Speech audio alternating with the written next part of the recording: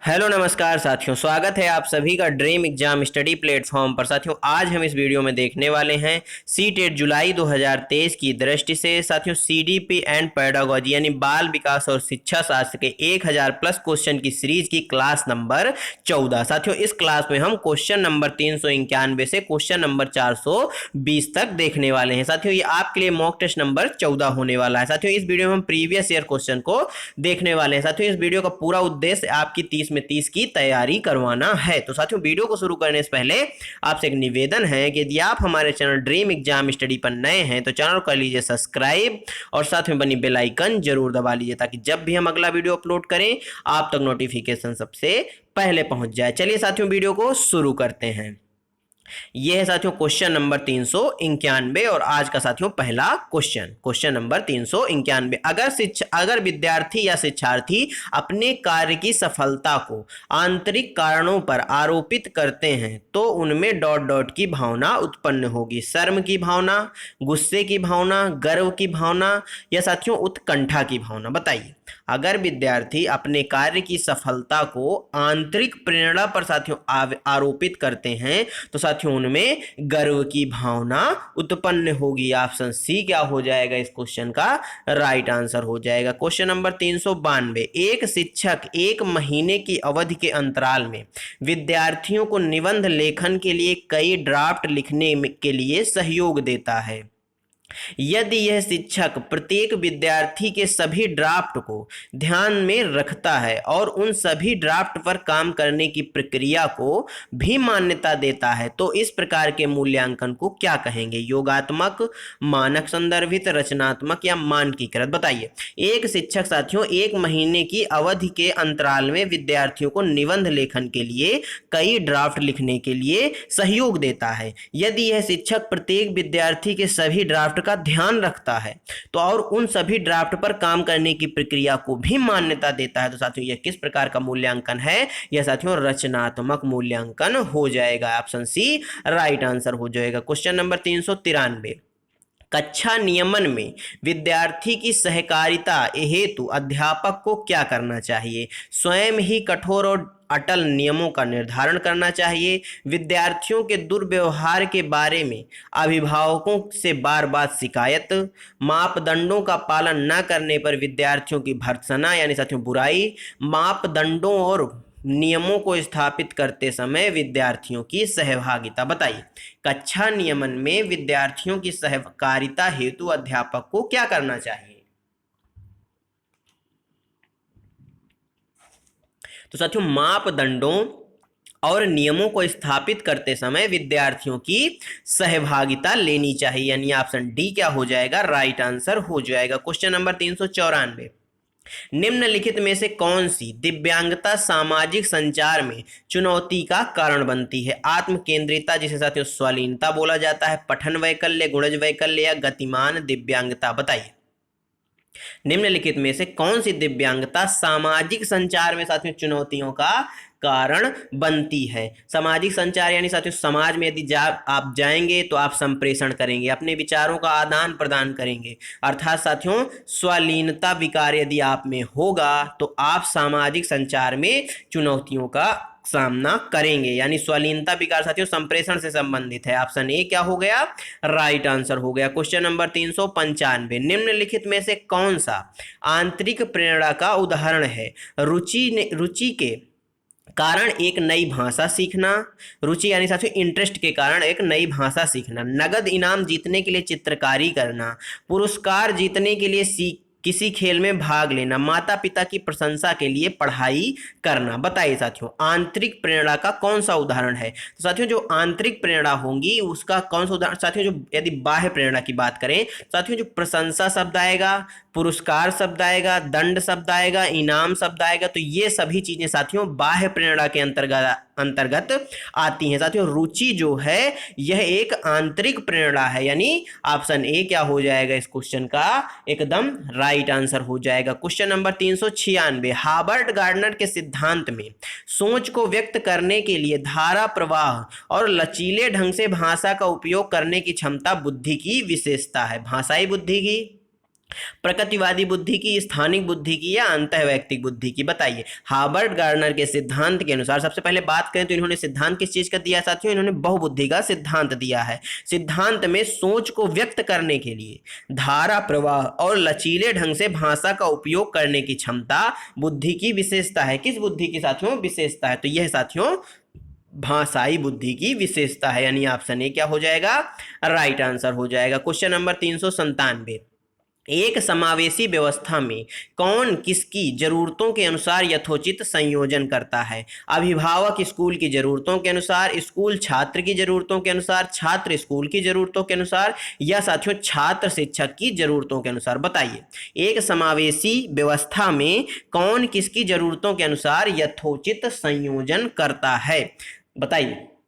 तो साथियों जो विद्यालय होगा वह छात्रों की जरूरतों के अनुसार चीजों की व्यवस्था करेगा या उनका संयोजन करेगा। ऑप्शन बी क्या हो जाएगा? राइट आंसर हो जाएगा। क्वेश्चन नंबर 398, हार्वर्ड गार्डनर के अनुसार निम्नलिखित में से कौन सा कथन सही है? हार्वर्ड गार्डनर के अनुसार निम्नलिखित में साथियों कौन सा कथन सही है? साथियों ये क्वेश्चन ही रिपीट हो गया है, 2 बार टाइप हो गया है। बुद्धिमत्ता को परिभाषित व विकसित नहीं किया जा सकता। हर व्यक्ति में विविध प्रकार की बुद्धिमत्ताएं होती हैं। उपलब्ध बुद्धिमत्ता का सफल पैमाना है। एक खास वर्ग के व्यक्ति दूसरे वर्गों के व्यक्तियों से ज्यादा बुद्धिमान होते हैं। तो साथियों हार्वर्ड गार्डनर ने किस चीज का सिद्धांत दिया है? बहुबुद्धि का सिद्धांत दिया है इन्होंने साथियों। किस चीज का? बहुबुद्धि का सिद्धांत दिया है। अर्थात साथियों हर व्यक्ति के विविध प्रकार की बुद्धिमत्ताएं होती हैं। ऑप्शन सी क्या हो जाएगा? एकदम राइट आंसर हो जाएगा। क्वेश्चन नंबर 399, समावेशन का क्या अर्थ है?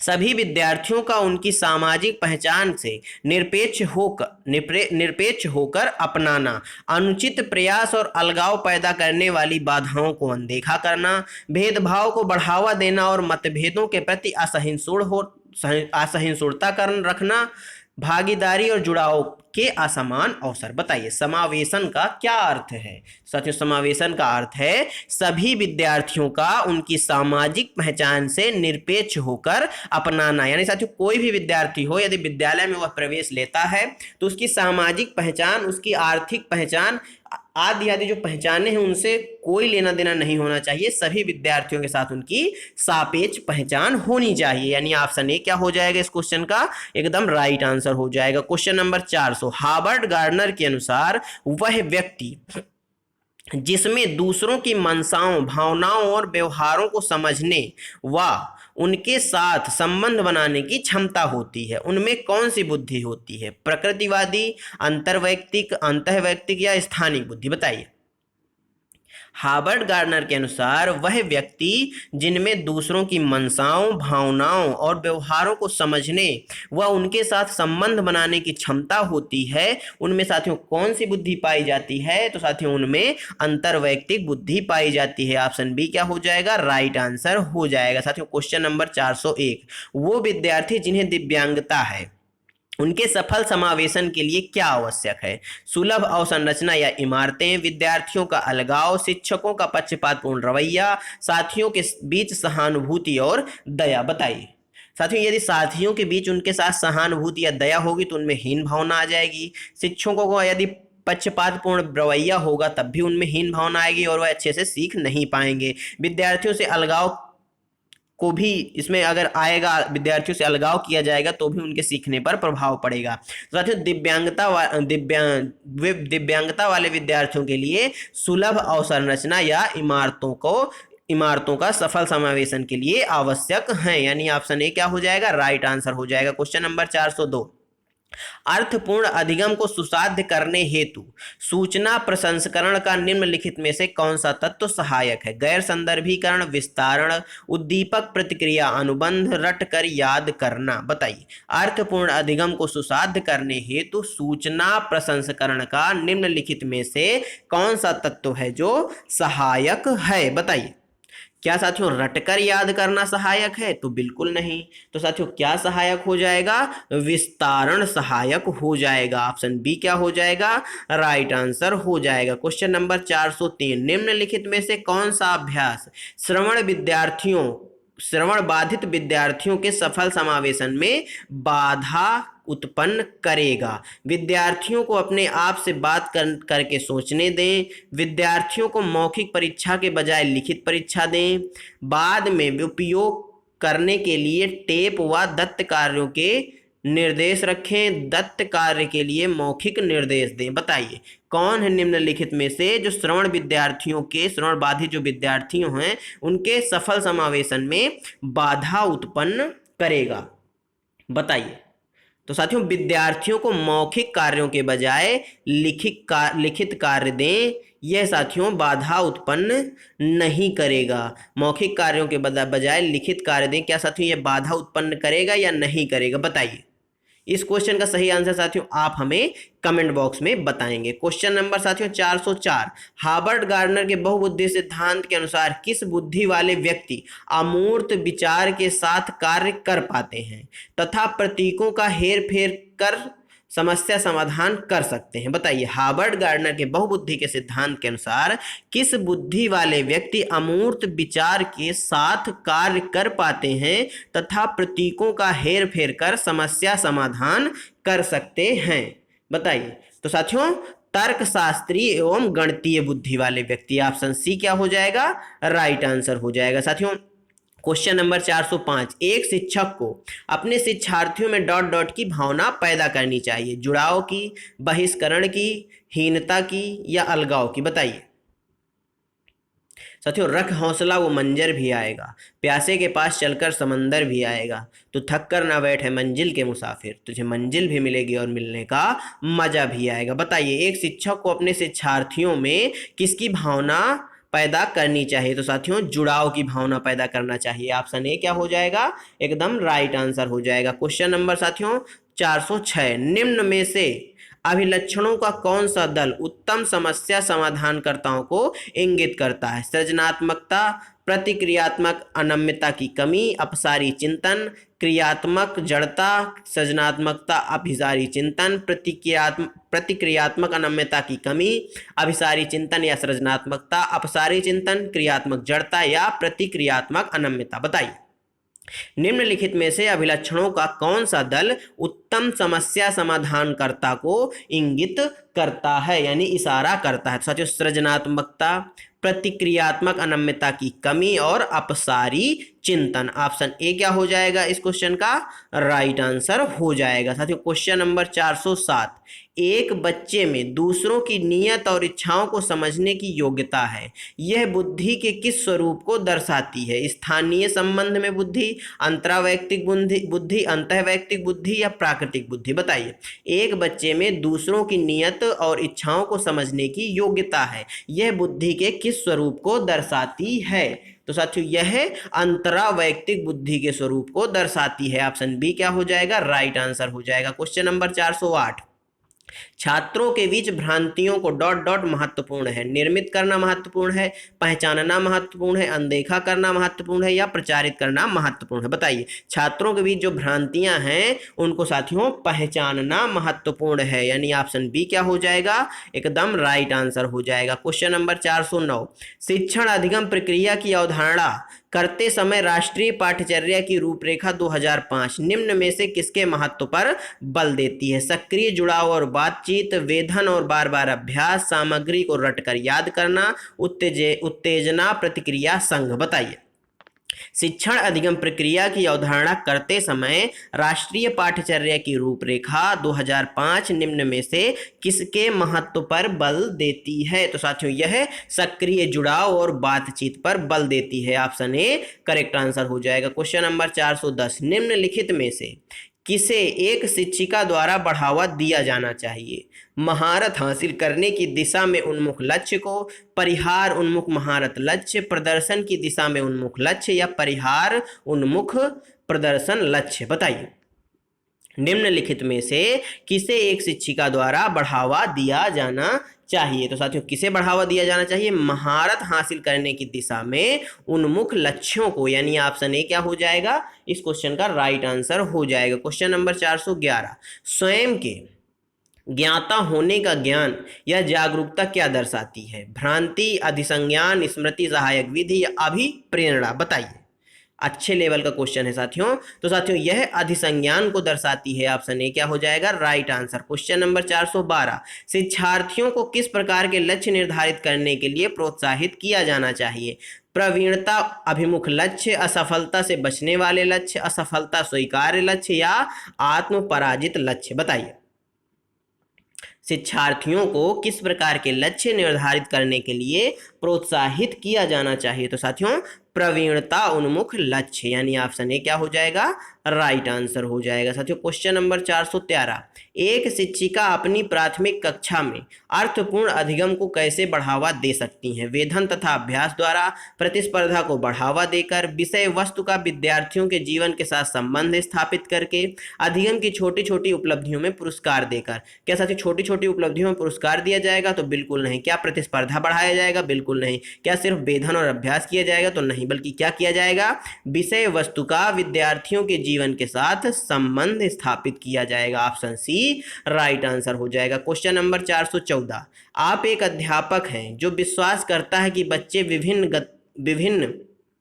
गतियों और अलग अलग तरीके से सीखते हैं। आप अपनी कक्षा में एक आकलन योजना करेंगे जो सभी विद्यार्थियों के लिए समान हो, केवल वस्तुनिष्ठ प्रश्नों को सम्मिलित करे, बच्चे के सीखने के तरीकों से संबंधित ना हो, आकलन के अलग अलग तरीकों पर आधारित हो। बताइए साथियों क्वेश्चन नंबर 414 का सही आंसर क्या हो जाएगा? तो साथियों इस क्वेश्चन का जो सही आंसर है वह ऑप्शन डी हो जाएगा, आकलन के अलग अलग तरीकों पर आधारित हो, यानी ऑप्शन डी क्या हो जाएगा राइट आंसर हो जाएगा। क्वेश्चन नंबर 415, एक समावेशी कक्षा में सूचना को किस तरह से प्रस्तुत करना चाहिए? केवल शाब्दिक रूप में, केवल दृश्य रूप में, केवल मौखिक रूप में या बहुल रूप में? बताइए। तो साथियों एक समावेशी कक्षा है, वहां पर साथियों दिव्यांग बच्चे भी होंगे, पठन वैकल्य विकार वाले बच्चे भी होंगे। तो साथियों बहुल रूप से यदि आप प्रस्तुत करेंगे तो सबके समझ में वह बात आएगी, यानी ऑप्शन डी क्या हो जाएगा इस क्वेश्चन का राइट आंसर हो जाएगा। क्वेश्चन नंबर 416, अधिगम के संदर्भ में निम्न में से कौन सा कथन सही है? परीक्षाएं ही अधिगम का चरम लक्ष्य है, अधिगम एक निष्क्रिय प्रक्रिया है और इसमें अधिगमकर्ता की संलग्नता की जरूरत नहीं होती, भावों का अधिगम प्रक्रिया पर कोई प्रभाव नहीं पड़ता, अधिगम एक जटिल प्रक्रिया है जिसमें अधिगमकर्ताओं की सक्रिय संलग्नता की जरूरत होती है। बताइए। तो साथियों इस क्वेश्चन का सही आंसर क्या हो जाएगा? अधिगम साथियों एक जटिल प्रक्रिया है जिसमें अधिगमकर्ता के साथियों सक्रिय संलग्नता या भागीदारिता की आवश्यकता होती है। ऑप्शन डी करेक्ट हो गया। क्वेश्चन नंबर 417, निम्नलिखित में से कौन सी एक सहायक अधिगम युक्ति है? ढालना, क्रमबद्धता, सामाजिक पृथक्कीकरण या पारस्परिक रूप से प्रश्न करना? बताइए निम्नलिखित में से कौन सी एक सहगामी अधिगम युक्ति है? तो साथियों कौन सी है? ऑप्शन डी पारस्परिक रूप से प्रश्न करना। साथियों क्वेश्चन नंबर 418, प्रवाह, विस्तारीकरण और लचीलापन निम्न में से किसके लक्षण हैं? आत्मकेंद्रीयकरण के, बाह्य अभिप्रेरणा के, सृजनात्मकता के या कार्यात्मक अटलता के? बताइए। साथियों प्रवाह है, लचीलापन है, नवीनता है, ये सारी चीजें साथियों किस चीज के लक्षण है? अपसारी सोच है या अपसारी चिंतन है? ये साथियों सारे सृजनात्मकता के लक्षण हैं। ऑप्शन सी राइट आंसर हो जाएगा। क्वेश्चन नंबर 419, निम्न में से कौन सा समावेशी अध्यापन का सिद्धांत नहीं है? समता, पृथक्कीकरण और नामीकरण, विभिन्नताओं के अनुसार तंत्र अनुकूलन, व्यक्तिगत विविधताओं को अपनाना? बताइए निम्नलिखित में से कौन सा समावेशी अध्यापन का सिद्धांत नहीं है? साथियों विभिन्नताओं, पृथक्करण और नामीकरण यानी साथियों वर्गीकरण यह नहीं है। ऑप्शन बी क्या हो जाएगा राइट आंसर हो जाएगा। क्वेश्चन नंबर 420, दिव्यांग जन अधिकार अधिनियम 2016 के अनुसार बौद्धिक क्रियाशीलता में सीमाबद्धता वाले व्यक्ति को संबोधित करने का उचित तरीका क्या है? मानसिक मंदति, बौद्धिक रूप से विकलांग व्यक्ति, मानसिक विकलांग या व्यक्ति जिसे बौद्धिक अक्षमता है? बताइए।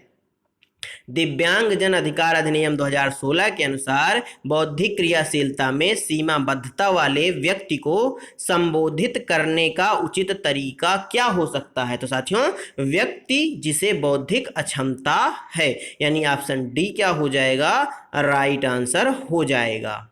साथियों धन्यवाद आप सभी का हमारे साथ जुड़े रहने के लिए। साथियों आज की वीडियो आपको कैसी लगी? साथियों आज की वीडियो में हम क्वेश्चन नंबर 391 से क्वेश्चन नंबर 420 तक कंप्लीट कर चुके हैं। तो साथियों वीडियो यदि आपको अच्छी लगी हो तो वीडियो को लाइक कर दीजिए, अपने दोस्तों के साथ शेयर कर दीजिए। साथियों यदि आप चैनल पर नए हैं तो चैनल को कर लीजिए सब्सक्राइब और साथ में बनी बेल आइकन जरूर दबा लीजिए ताकि जब भी हम अगला वीडियो अपलोड करें आप तक नोटिफिकेशन सबसे पहले पहुंच जाए। चलिए साथियों मिलते हैं आपसे अगले वीडियो में, तब तक के लिए जय हिंद जय भारत। अपना और अपनों का ख्याल रखिए, सभी का सम्मान करिए। धन्यवाद साथियों।